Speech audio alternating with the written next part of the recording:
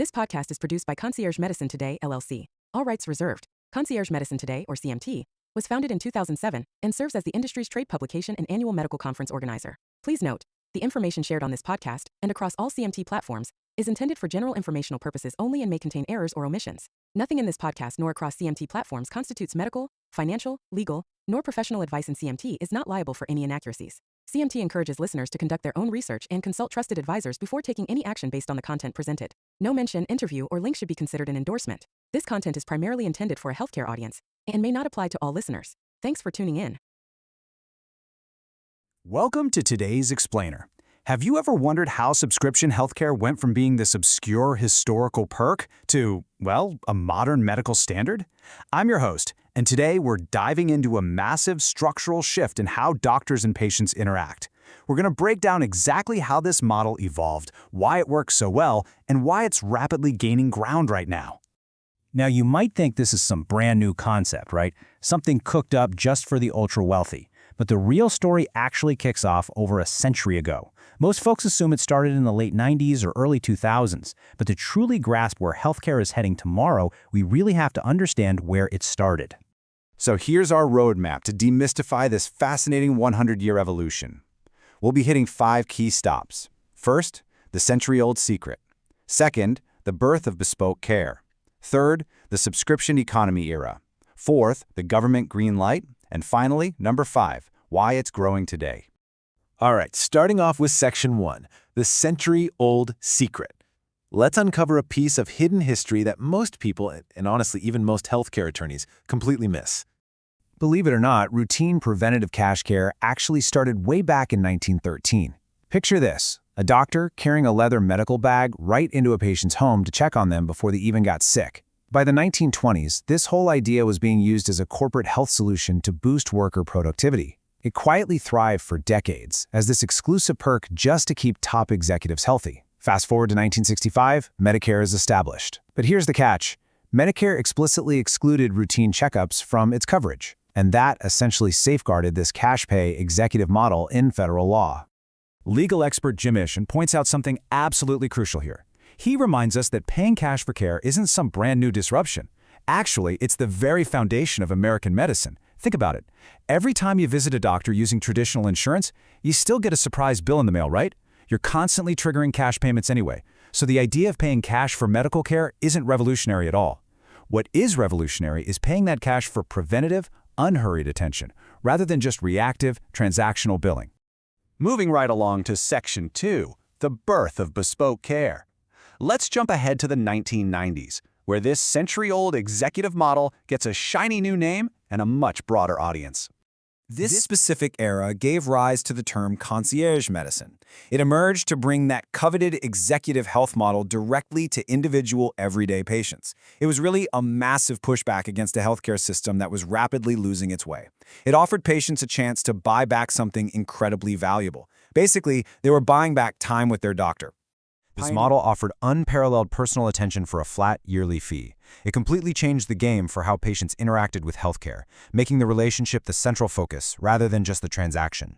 Which brings us to Section 3, the subscription economy era. We are entering the 2000s now, and we're going to see how this model builds right alongside some major shifts in consumer technology. Just as we all started subscribing to things like movies and 2-day shipping, forward-thinking doctors around the year 2000 took a step back and applied that exact same membership logic to routine medical care. Groups like MDVIP saw that the subscription economy could essentially unite the hearts and hands of doctors and patients. They aimed for this perfect sweet spot, creating affordable business models that allowed doctors to focus on a much smaller panel of patients while providing vastly superior service. And as the space continued to evolve, a brand new tribe called Direct Primary Care, or DPC, emerged. These folks focused strictly on affordable primary care entirely without insurance. By the late 2000s, practices like Quience over in Seattle popularized the DPC term, and they eventually lobbied for explicit legal recognition. This model promised a truly direct relationship with a patient, absolutely no insurance company standing in the middle. Now, to really understand this landscape, we have to contrast these two main paths. While concierge medicine integrates with insurance and specialists, DPC operates entirely outside of the insurance system. It's super vital to note here that roughly 75% of concierge practices still accept insurance for traditional medical services, while their membership fee covers the non-covered preventative care and access. DPC, on the other hand, relies solely on that flat membership fee for all covered primary care. The whole shebang. All right, on to Section 4, the government green light. You're probably wondering, how on earth did this subscription approach survive strict federal healthcare regulations? Well, let's take a look. The dramatic turning point actually came in 2002. A very public letter exchange between Congressman Waxman and HHS Secretary Tommy Thompson officially validated the whole model. This is just a massive piece of historical record. The Department of Health and Human Services openly confirmed that charging cash for services not covered by Medicare was in fact entirely lawful. Because federal law actually excludes routine exams from Medicare, these membership practices don't even have to opt out of Medicare to remain fully compliant. This is a huge misconception out there. Top legal experts emphasize that when you properly structure a practice around preventative, non-covered services, you maintain total compliance. You can bill insurance a little, a lot, or literally not at all. The choice belongs completely to the practice. And that leads us to our final stop, Section 5, why it's growing today. Let's look at exactly why this compliance victory matters so much to our current modern healthcare system. So nearly 42% of physicians reported burnout symptoms heading into 2025. That reveals a system under immense, crushing structural strain. And while that number is slightly down from 2023, we are still talking about nearly half of the entire medical workforce. The real threat to medicine today isn't concierge care, it's the total normalization of this burnout. Just put this into perspective. Today, doctors spend 2 hours on administrative tasks and electronic records for every 1 single hour they actually get to spend seeing patients. 2 to 1. Now, healthcare might require clinical skill, but to a patient, excellence means dignity, attention, and clear communication. You simply cannot provide that when you are staring at a computer screen for twice as long as you're actually looking at the person in front of you. Combine all that burnout with a projected shortage of 124,000 physicians by the year 2034, and traditional insurance-based medicine starts to look highly unsustainable. Doctors are retiring early, they're reducing their hours, all because the traditional volume-based model is just crushing them. This shortage is essentially the quiet rationing of care that our system has just somehow accepted as normal. Driven by all this pressure, specialists like cardiologists and osteopaths are increasingly adopting the subscription model right alongside primary care doctors.